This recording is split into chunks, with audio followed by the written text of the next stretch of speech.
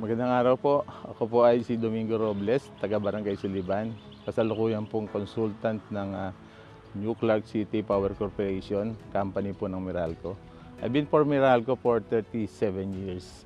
Nag-retired po ako last year and immediately kinuha akong consultant ng Meralco.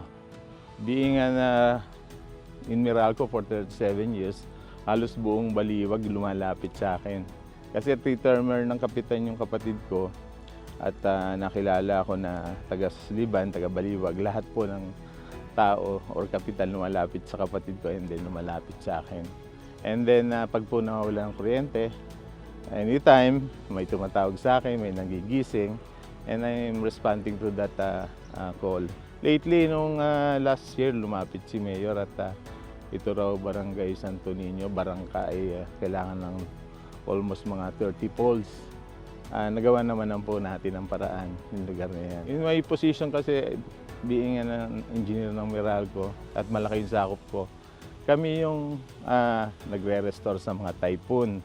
Kailangan habang nagkakagulo dito, bumabagyo, ako yung nagpupunta sa office at ako yung head na naglilid para sa restoration ng typhoon. Kung minsan 4 na araw ako sa office, hindi ako nakakauwi. Talagang hanggat walang kuryente yung mga kababayan natin, at marami pa mga poste na nakabuwal o mga linya. Ando doon ako sa office para tumulong sa restoration. Walang uwian yun, 24/7.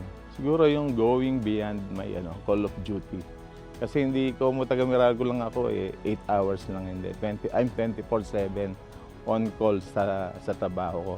And then to respond to all sa mga incident na kailangan puntahan.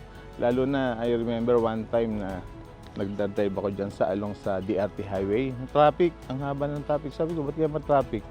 When bumaba ako, nakita ko may linya na nakalaglag. Nakalaglag sa karsada, kaya pala hindi makano. And then, I grab my tools, mayroon akong flies at mayroon akong flies.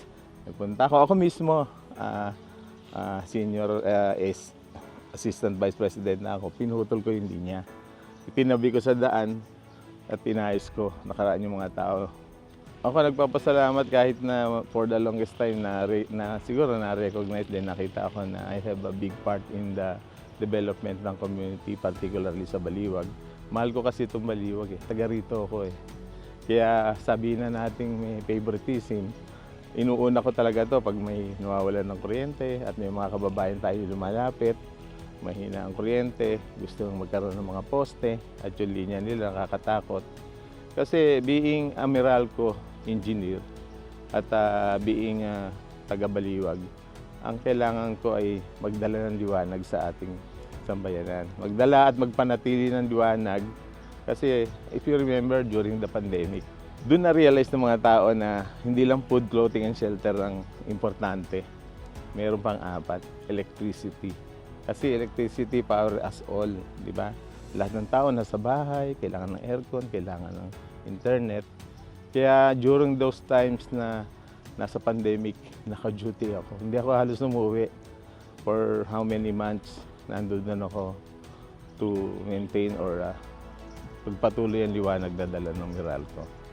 Hindi lang bilang Meralco, pati bilang isang taga-Baliwag. Muli po, ako si Domingo Robles, dangal ng Baliwag at proud Baliwagenyo.